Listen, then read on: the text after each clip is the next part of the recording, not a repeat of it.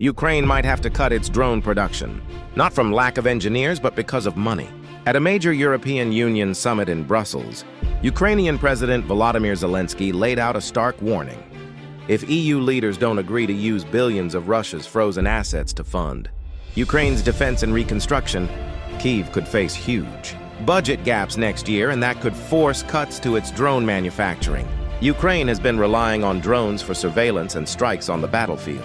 They're one of Kyiv's most effective tools against Russian forces.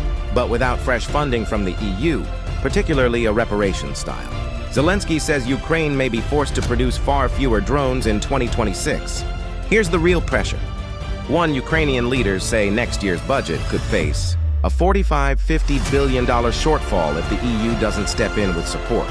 Belgium, where most of the frozen assets are held, and a few other EU nations want legal protections before agreeing. Some leaders warn the choice facing Europe is money today or blood tomorrow. That's not just numbers cutting drone production means. Ukraine could have fewer eyes in the sky, slower battlefield intelligence, and less capacity to strike key targets. This could shift the balance of the war, not because of tactics, but because of politics and cash flow. So here's what's at stake right now.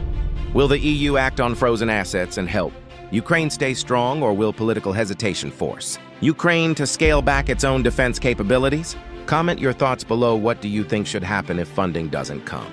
Like, if you follow global news, follow and subscribe for daily world updates. Share with someone who needs to know.